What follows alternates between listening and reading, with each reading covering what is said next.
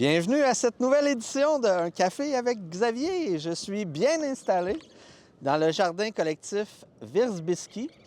Monsieur Wierzbiski, c'était un jardinier sur le territoire qui adorait son jardin. Donc, il y a quelques années, en son honneur, on a décidé de nommer ce magnifique espace en son nom.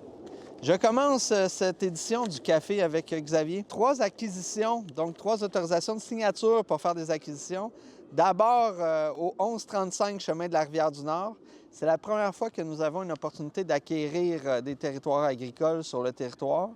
Le conseil municipal, moi inclus, pensons que c'est essentiel de nos jours qu'une ville puisse posséder minimalement un espace agricole pour plusieurs facteurs, dont celui d'assurer une sécurité et souveraineté alimentaire.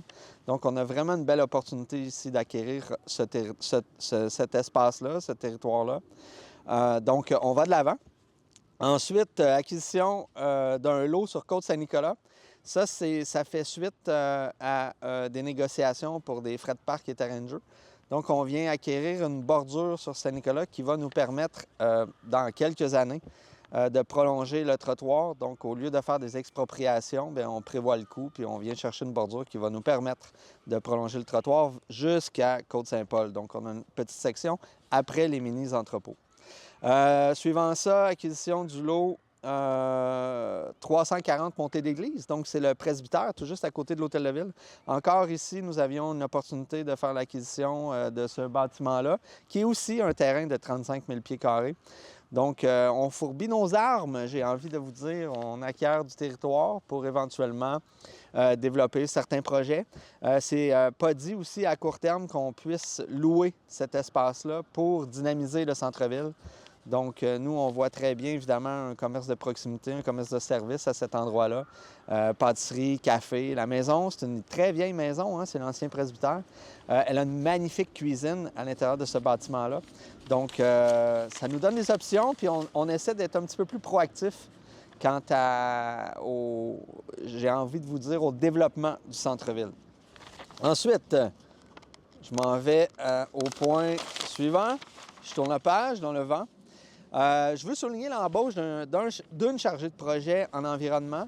Donc, c'est une orientation que nous avons prise lors de la réalisation du budget pour l'année 2025.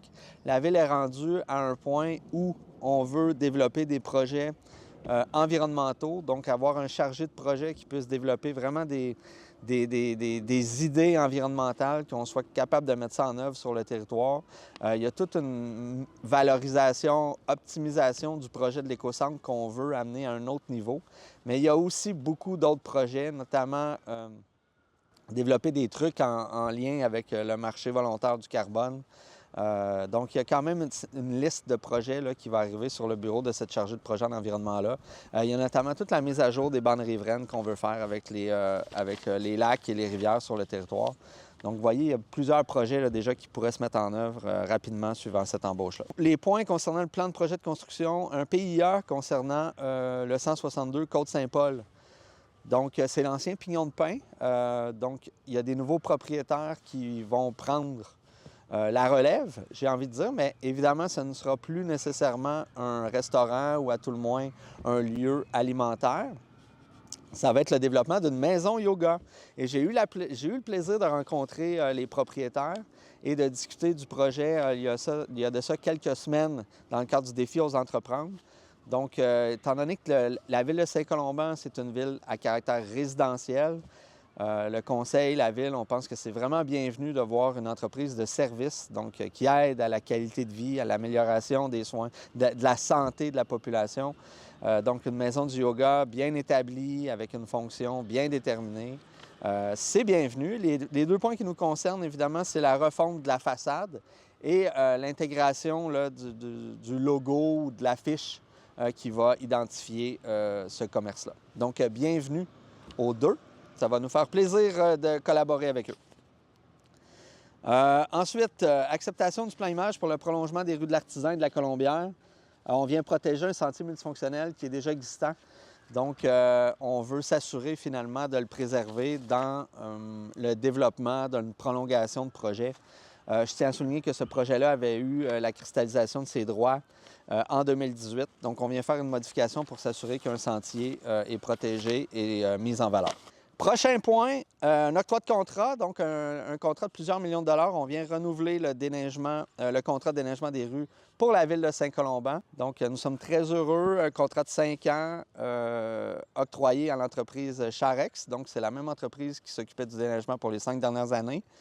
Et on renouvelle pratiquement au même montant. Donc, nous sommes très heureux. Il y avait quand même un mouvement d'inflation à l'intérieur des villes voisines. Donc, on est très, très peu affecté. Il faut dire aussi qu'on récupère plusieurs autres kilomètres. Donc, on augmente aussi notre autonomie de déneigement.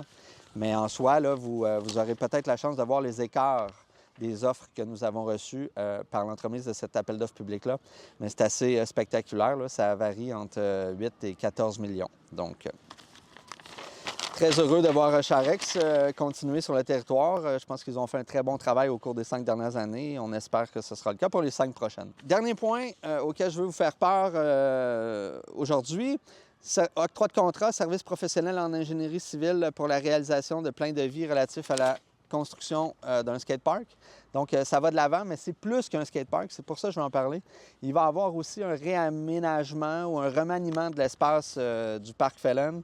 Donc, vraiment avec une meilleure intégration de l'espace parc qui va nous amener à créer un lien avec le skatepark. Donc, je suis bien excité.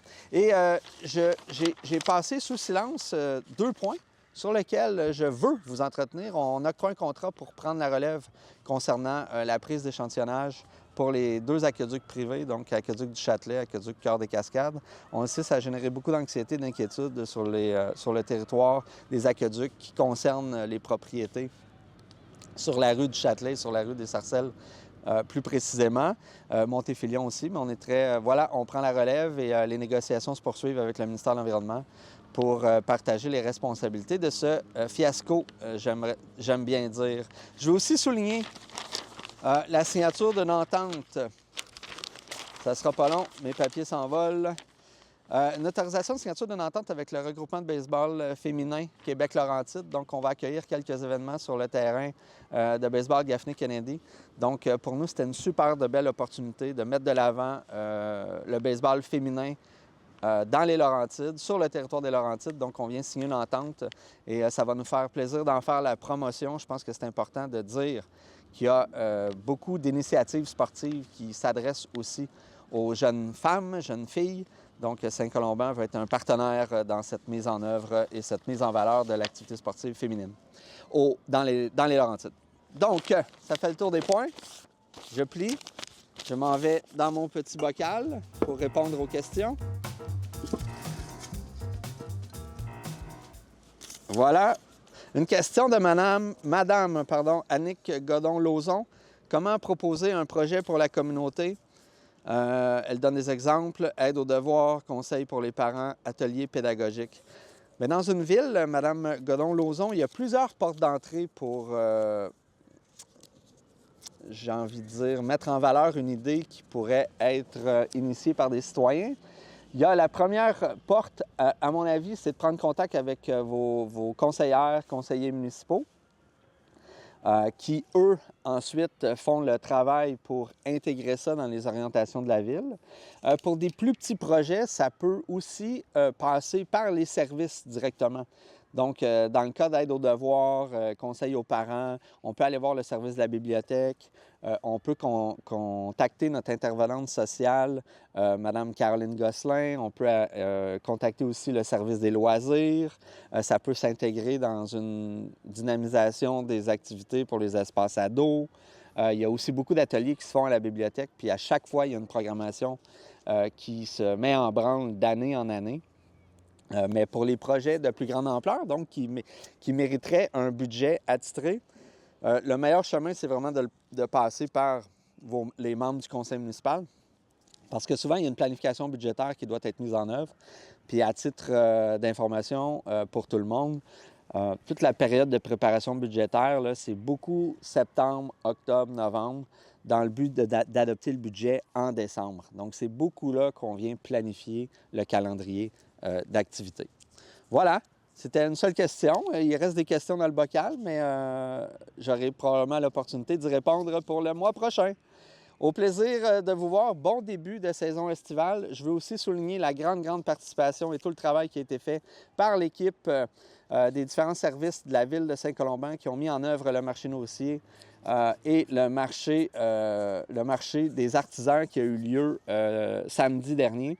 Donc, ça a été un achalandage extrêmement populaire. Je pense que tout le monde est heureux de cet événement, à la fois la ville, à la fois les marchands, à la fois les premiers aussi artisans qui ont eu à participer à une activité de la ville de Saint-Colomban. J'ai récolté plein de beaux commentaires. Puis je veux aussi souligner toute l'implication des jeunes entrepreneurs. Il y avait vraiment plein de trucs super intéressants. C'est toujours un plaisir de voir la relève, les jeunes se prendre en main puis essayer de développer des projets puis mettre ça à la disposition de la communauté. Donc, pour nous, c'était le lancement de la saison extérieure. Au plaisir de vous voir bientôt dans un prochain événement. Voilà, à bientôt!